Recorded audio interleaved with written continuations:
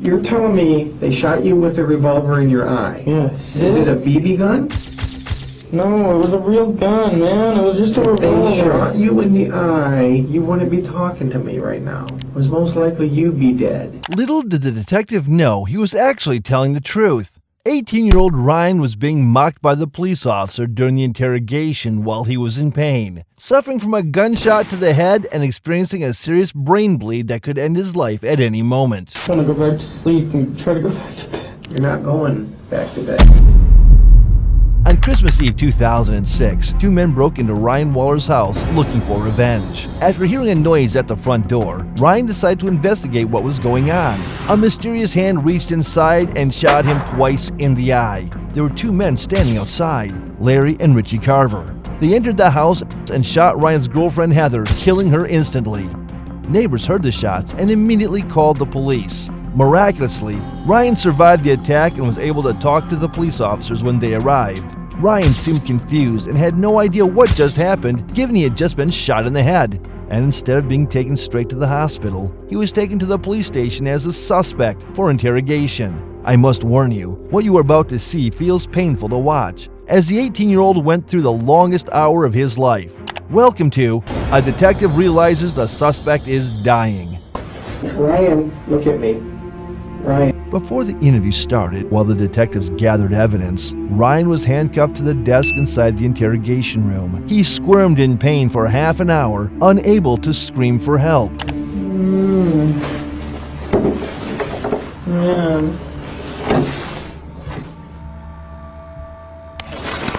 Ryan's clearly in pain and confused after the shot he received in the head an hour ago, but that doesn't prevent the detectives from starting the interrogation. And it begins anyway. You know why you're down here, Ryan? You have no idea why you're down here? Mm-mm. Okay. I don't know what happened, okay? So I'm going to read you something to make sure you understand your rights, okay? Ever seen that TV show Cops or CSI or anything like that? Okay. You ever seen that? No. You've never seen any kind of cop show? Lawyer show? Any kind of show? Yeah. Okay. I want you to listen up real close now. Okay, you have the right to remain silent. Anything you say can't be used against you in a court of law. What's the highest grade you went through school? I don't know.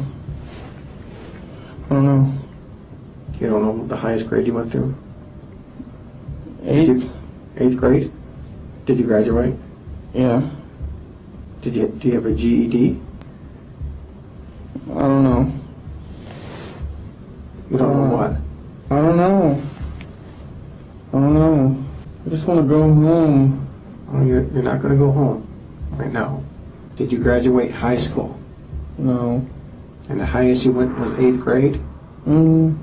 Yep. Do you know how to read and write, Ryan? Yeah. Ryan's having a hard time remembering simple stuff and even talking.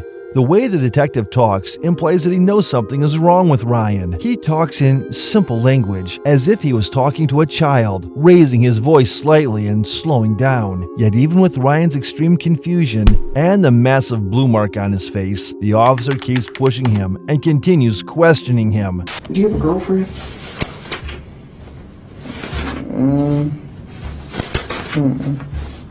No? You know a girl named Heather? What is Heather's last name? The one that lives there right now? I guess, I don't know. If her name's Heather, what's her last name? I don't know. What nickname does she go by? She probably wants the last name, Kyman. Kyman? How old is Heather? 16 or 17. Alright. What happened to your face? I don't know. You told the officer just a few minutes ago that someone hit you. Do you remember who hit you? I think it was Heather. Why would Heather hit you? It was an accident. I forgot why. What was an accident? Heather's last name?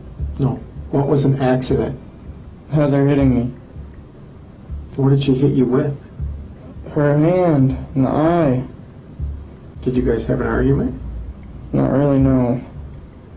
Not really? What happened for her to hit you in the eye like that? She just hit me on accident. She was giving Christina a head. She was what? She was helping Christina with her hair or something. I don't know. Who's Christina? She was on the couch. Ryan and Heather lived with a third person whose name was unknown, but there's a possibility that the unknown person is a woman called Christina. Either way, nobody else was home at any point of the night of the attack. It's surprisingly shocking how the detective proceeded and ignored the fact that Ryan is clearly suffering traumatic brain injury and should be checked out by a doctor given his behavior. However, this is where things get even more messed up. What happened last night? I don't know. You don't know. I really don't. I just want to go to sleep and go to sleep. Who was in the house when you went to sleep? Christina and Heather. Christina and Heather. Mm-hmm. And Christina was on the couch? Heather was. Heather was on the couch. You told me Christina was on the couch just a minute ago. I don't know, man. I really don't. I really don't. There's a dead girl in your living room. She's dead? Yes. Heather? I don't know.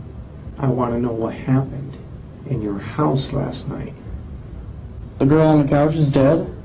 I don't know if she's on the couch. She's dead. Well, these people came over, Richie and his dad, with shooting arrow, bow, and darts. You know what I'm talking about? Yeah. They hit me and her with those. That's it. Richie and his dad tried to break in through the back. Richie and Dad? His dad? Mm-hmm. Who's Richie? I don't know. Well, you obviously know him. You know his name by He used to Richie. live there. Was he a roommate of yours? He used to be. They hit you? Yeah. Now it's Richie that hit you, not Heather? No, Richie and his dad. Richie and his dad. They hit you. Yes. Why? Because they were trying to get their stuff. I don't know why. Ryan can't even process hearing that his girlfriend is dead. He can't even remember if he actually got shot. But somehow he managed to remember those two guys who were standing in the front yard. They each had 2 revolvers and they didn't let off any shells. Okay, you just said they had bow and arrows. Now they have revolvers? That's what I meant. They had revolvers. They have revolvers. Yes. And then what happened? And then they shot us with those. They shot both of you? Yeah. Where'd they shoot you at? I got shot in the eye. You got Okay. shot in the eye I think so. with a revolver. I think. I don't know, man. I don't know. Fuck. You don't know a lot, Ryan. I don't, man. I really don't. I'd love to see how this detective would do in Ryan's situation. He has to recount the exact sequence of events during the night, as well as naming the killers with a bullet in his brain. Unfortunately for Ryan, it does sound like a made-up story, but Ryan doesn't have much time left. And instead of being transferred to the hospital, he is forced to go through a long interrogation that could end his life. Ryan, why don't you tell me what really happened there? Because I don't believe. I really don't know, man. I really don't. I don't know. I can tell you anything, I swear. Well, I want you to tell me the truth. That's all I want. from Richie you. and his dad came there. And I don't know why. I don't know why. I don't know why, but they put me in sleeping hold. And, like, they put me in sleeping hold with the arrows and shit. And, like, I lived through that crap. Shot you in the eye with a revolver, you wouldn't be talking to me right now. It was most likely you'd be dead. That's what I thought, too, man. I really don't know. I really don't know, and I just want to go back to sleep and try to go back to bed. You're not going back to bed, okay? That's not going to happen. What happened to Heather? She got shot? Mm-hmm. What did you do? Did you call 911? Did you see if she was alive? She was sleeping still, and that's it. I just let her sleep. She got shot in the side of the face and you let her sleep? Yes. This does not make sense, Ryan. I know, I didn't mean to, man. I'm sorry. I didn't know she was passing out. That's because I got shot wrong once, too, and I was gonna pass out. Ryan, you need to start telling me the truth, because your story doesn't make sense. I'm trying, man. I don't know. Just ask me anything, and I'll tell you the truth. Just ask me. Well, I'm trying to, and you're not even coming close to the truth. Ryan, look at me. Ryan, Yes. I don't know, man. I really don't why know. did you shoot Heather, Ryan? I didn't shoot Heather. She was already shot once by her brother, I swear. That's it. Sit down. Not me. And you've been shot in the eye. Yes. Put your feet on my table, please. My feet hurt, man. I don't know why. Get them off my table. Ryan starts to get desperate. The pain is taking over his brain while his body is in panic. He's having a hard time sitting still and concentrating. Let me see your nose. Put your legs down. Put your legs down. Bring your face closer. Oh, my head hurts. Okay. Yeah, be right back.